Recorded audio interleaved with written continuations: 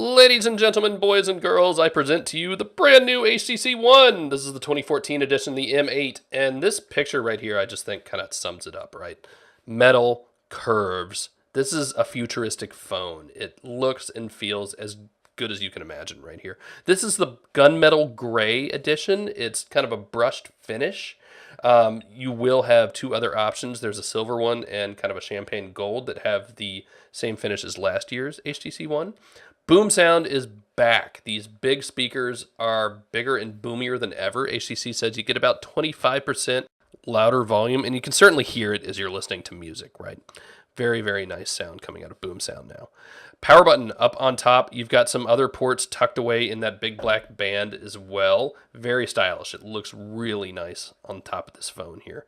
Here's the bottom of the phone, and you see micro USB down on the bottom, and the 3.5 millimeter headphone jack has moved down here as well. There's the SIM tray. It looks a little odd because that's actually the same tray they'll use in the dual SIM version. It is nano SIM now, so you might need to cut yours down. And yes, there is a micro SD card. Very cool. Buttons. So we now have on-screen buttons in this big black HTC band. Don't worry about that. The on-screen buttons are nice. And actually, you don't end up reaching down any farther than you would on the M7. Now, here they are side by side. M8 on the left, M7 on the right. And you really do kind of see the evolution of this phone, right? Born out of the M7, but an entirely new device, much, much sexier. Here is the top of the M7 and the M8. Again, the M8, 2014, just what a difference it's made. Here are the cameras all lined up nice and pretty. Two cameras, by the way, on the back. It's a 4 megapixel resolution still, ultra pixel, but it's got that secondary lens for focus information, for depth information. Take a look at the bottoms of the two phones. And again, just the curves make all the difference on the new HTC One. Can't stress that enough, especially as you crawl up the back, you can see it. It's subtle, but it feels so much better. Dual flashes now, by the way, if you hadn't noticed that. Side by side, you can see the difference in screen sizes. We're up to 5 full inches now. Thickness, just about the same, though the curve on the back makes it feel a lot better in the hand, I think. Just less angular. It is a little taller, and that takes a little getting used to, but it's not the end of the world. Still have a single bar volume rocker on the side, and that's nice. I like that. Again, comparison of the bottom here. Micro USB, 3.5 millimeter headphone jack on the new one.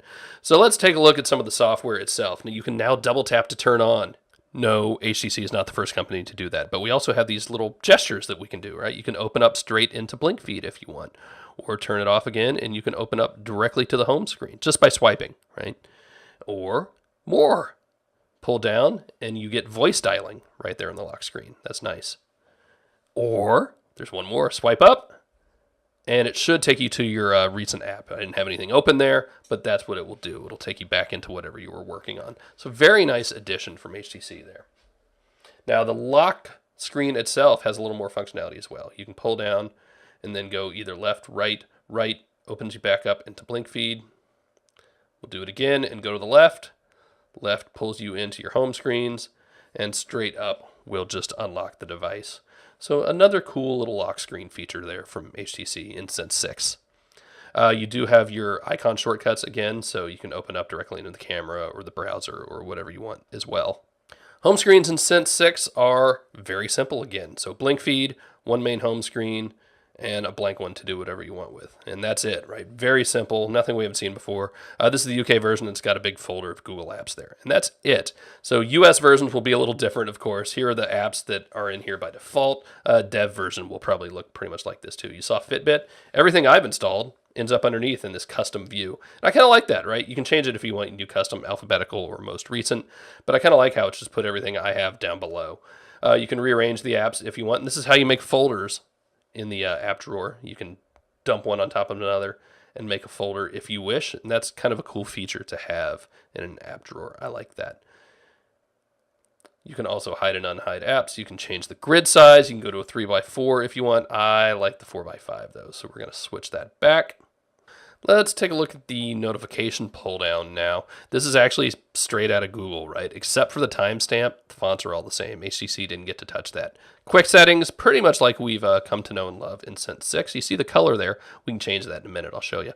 Brightness, settings, Wi-Fi, Bluetooth, airplane mode, power saver, auto rotate, mobile data, sound profiles. So you can change from vibrate to normal to silent to vibrate to normal to silent if you want. Do not disturb. I love having this out front and center now. I use this all the time for when I'm sleeping and on trips and stuff. And HTC Mini Plus, which is their little mini Bluetooth phone that we don't actually have in the States.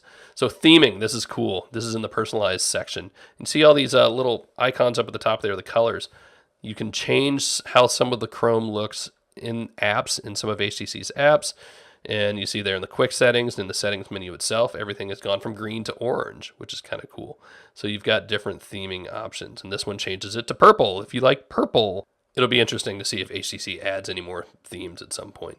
But yeah, everything is purple, so pretty neat.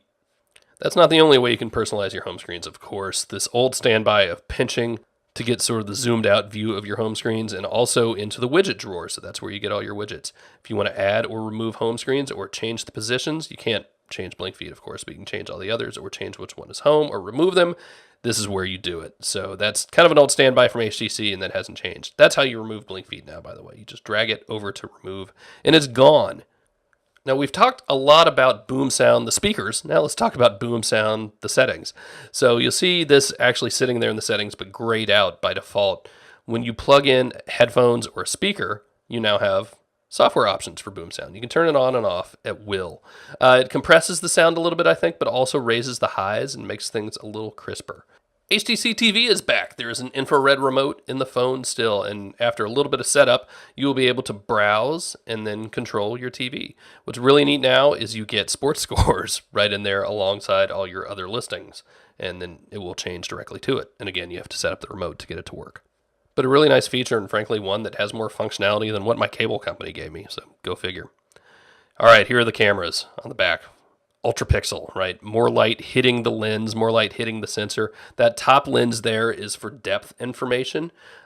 For the most part, taking pictures is pretty much the same, right? It's a basic camera app, although it's been redesigned, very nicely redesigned. You've got video, Zoe camera is separate, Pan 360, that's Photosphere, love seeing it. Dual capture, so you can show your smiling face just like that while you're taking a picture of something in front of you. Selfie is, well, selfies. Kind of needs no explanation, huh? Eat your heart out, Ellen. You can also still switch over to it just by dragging down from either edge of the display, which I tend to do accidentally more than I'd like. Now, we do have some secondary modes and options here. See with the little 3-button menu down there. So auto, you have night mode, you have HDR, you have filters, you have white balance. There's all sorts of stuff going on this camera app, but really nicely redesigned. You also have a settings menu with even more things to use. I like using the grid, so we'll turn that on. You can choose whether you want to store photos on the SD card or the internal storage, so be sure to check that out. You will get a prompt when you put the SD card in for the very first time. And you can save your camera settings, so this is really neat. So as you tweak things, you can change white balance and exposure and all that stuff. You can save your own custom camera, so that's pretty important. We'll just show you a few sample pictures here because we can do it. The bottom line for the new HTC One camera, I think, is it's not the best all-around camera, but it does some things really well. I think you're still going to see a lot of really good pictures out of it. You're not going to be able to blow up images quite as much as you might for some other phones because it's still only 4 megapixels, right? There's also a dedicated Zoe app now that's going to let you collaborate with your friends, or your enemies, I suppose, and share your Zoes and create these sort of combined highlight videos. It's not ready at launch, so we will bring you more on this later. And you'll get to see what your friends are sharing and what other people are sharing. So it's going to be really cool once it's available. Just not yet. Soon, promise. So to recap, 5-inch display, 4-megapixel ultra pixel camera on the back, 5-megapixel camera out front, a very, very nicely designed phone.